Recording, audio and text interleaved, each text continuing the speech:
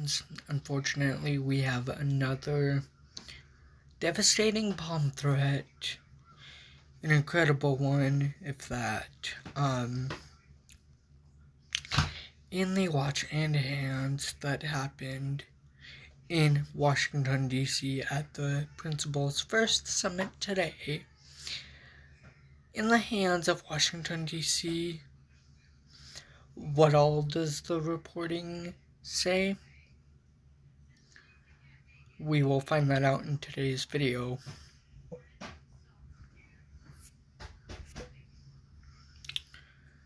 This video, ladies and gentlemen,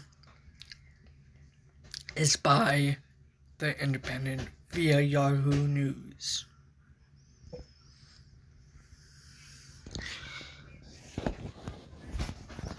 The article is titled, Anti-Trump Summit in D.C. Evacuates After Receiving Credible Bomb Threat by John Bowden. The article reads, a gathering of anti-Trump conservatives in Washington, D.C. was evacuated on Sunday after receiving what officials with the organization called, quote, a credible bomb threat, quote, they said was sent in by an account claiming to represent Enrique Tarrio, who is the former Proud Boys leader. My editorial edition. Video of attendees being evacuated was posted to Twitter along with a statement by summit organizers. An initial version of the statement identified Tarrio, who had been at the summit on Saturday, quote, harassing, quote, families of officers who defended the Capitol on January 6th, per organizers, as having sent in the threat, quote, hotel security, private security, and MPD officers, Metropolitan Police officers from the police department have made the decision to secure the summit floor so that the area can be secured. We intend to reconvene and continue with the summit once the area has been secured, end quote.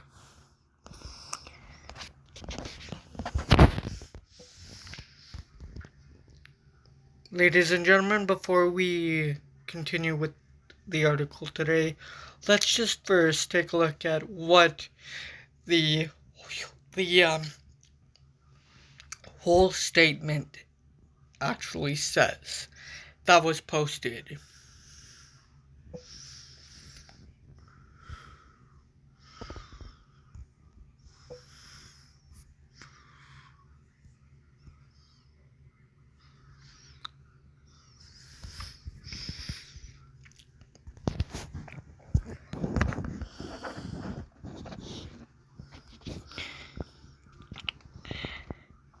This is the statement. It says, attention attendees of the Principles First Summit.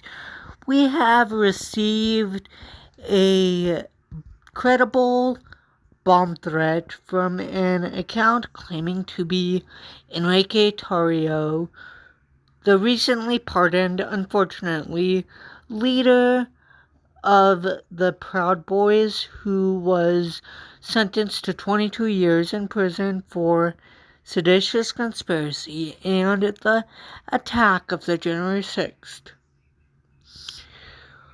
Capitol insurrection. My editorial edition.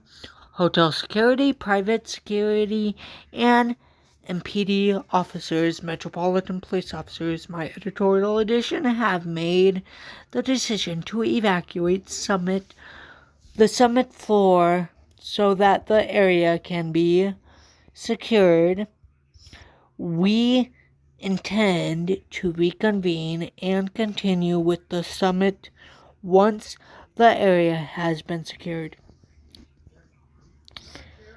The article or the statement finishes with, "Thank you to the police officers and security teams keeping us safe at this time. The safety of our attendees and speakers is our top priority. We will provide updates as we're available," the statement concludes.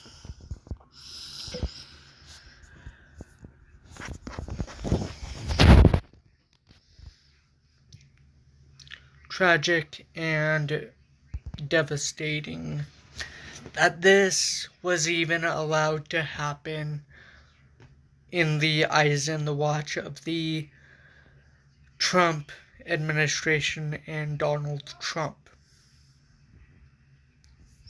Continuing with the article.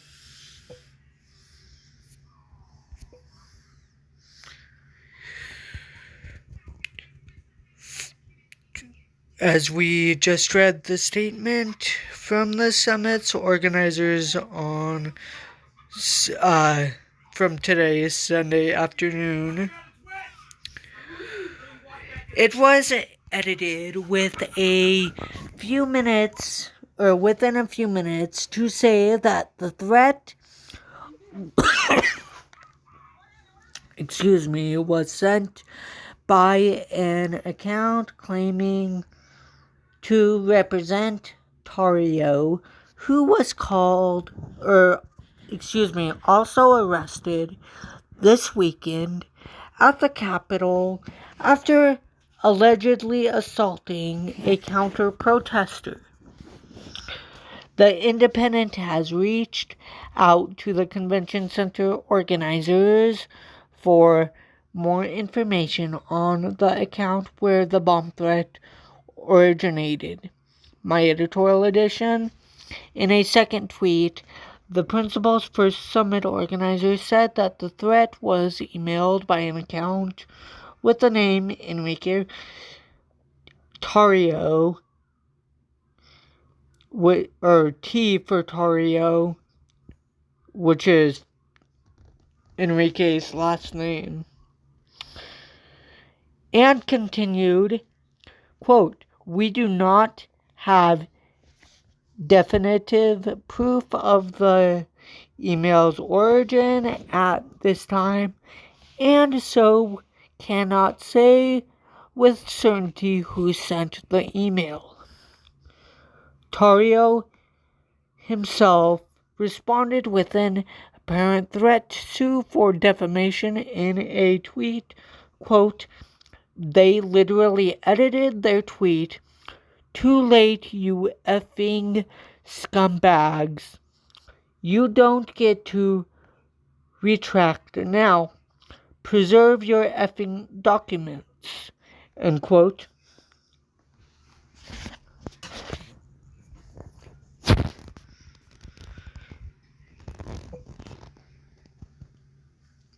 Ladies and gentlemen, I bet you literal percentages of high percentage that it actually was on Enrique Tarrio who sent that.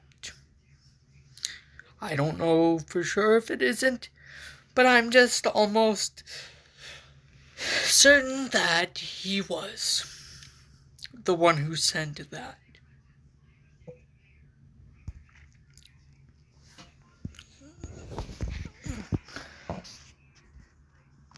The summit was attended by numerous high-profile opponents of Donald Trump and the MAGA wing of the Republican Party. It's also known as a sort of, quote, CPAC alternative, end quote, given that it is held the same weekend as the 3-day CPAC gathering in National Harbor. just across the river from downtown D.C. Guests this year included hosts and writers from The Bulwark, which is an anti-Trump conservative publication, including Sarah Langwell, J.V. Last and Tim Miller, as well as the remnants of the Republican Party's anti-Trump circles. Other speakers included George Conway, attorney and ex-husband to Kellyanne Conway, and former Republican National Convention Chairman Michael Steele, who is now an MSNBC host, as well as billionaire Mark Cuban. Former CNN reporter Jim Acosta posted an image of the alleged bomb threat to Twitter. The image names Cuban, Fanone, former New Jersey Governor Chris Christie, and other attendees, who the author says, quote, deserves to die.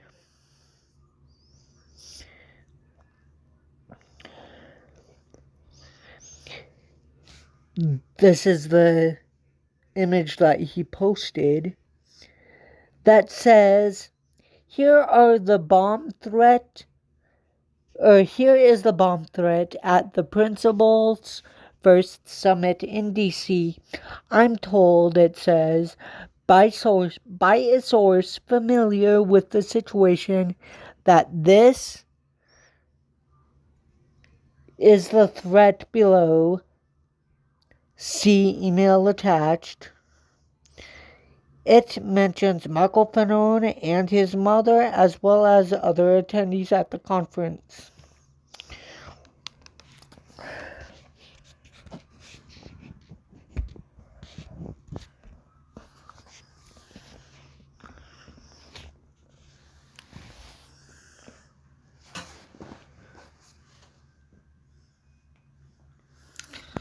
This is what it says.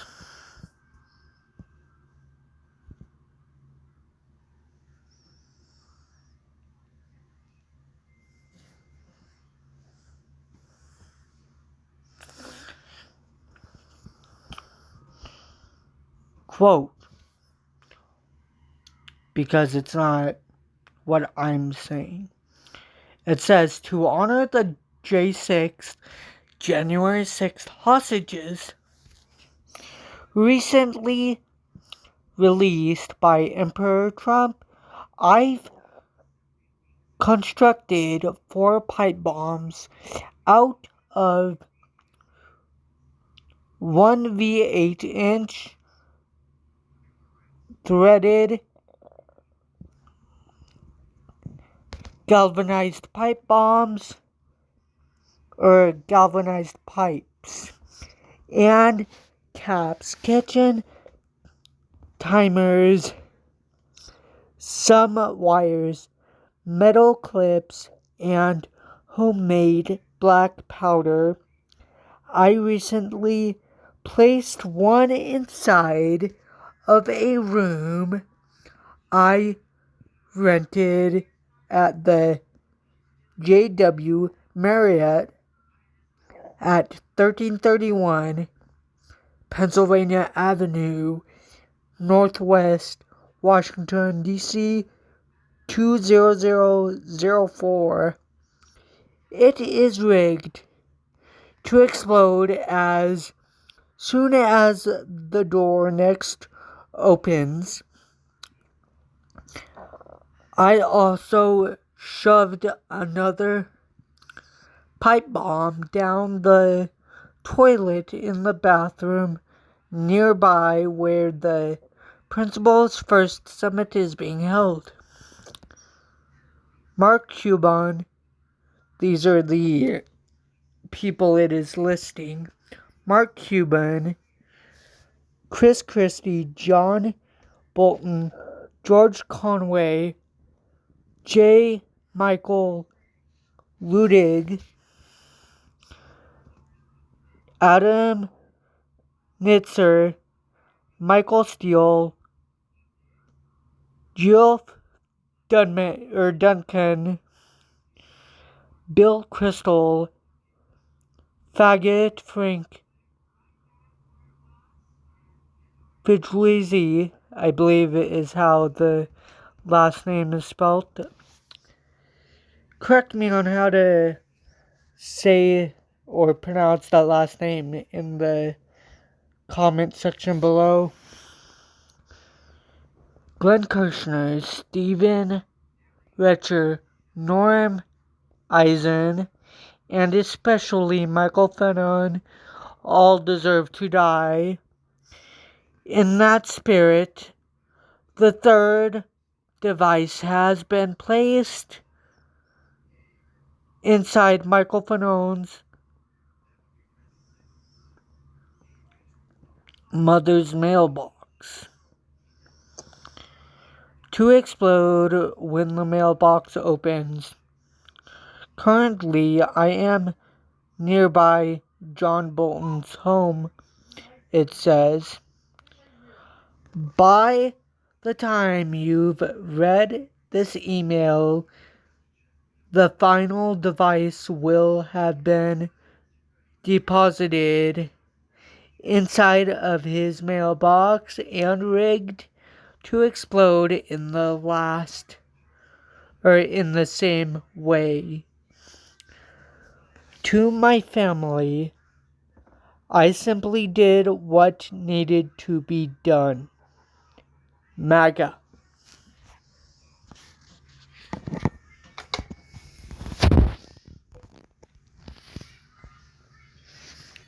Ladies and gentlemen, I have no words for this unfortunate news that we're getting. And people are sick. People are sick. And folks, I know what most of you are thinking. Oh, this is just propaganda, blah, blah, blah. No. It is not propaganda because it actually happened. This wasn't staged. This wasn't anything. It happened under Donald Trump's watch. And we all know Donald Trump is not gonna do a goddamn thing about it.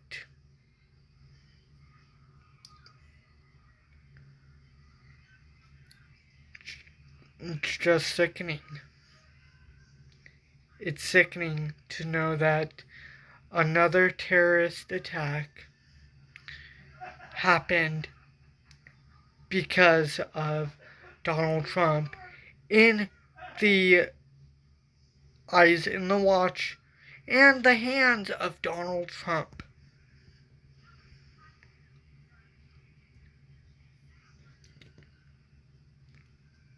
Folks, that is going to end today's legal breaking news reporting. If you have not already, please go follow me on my social medias below.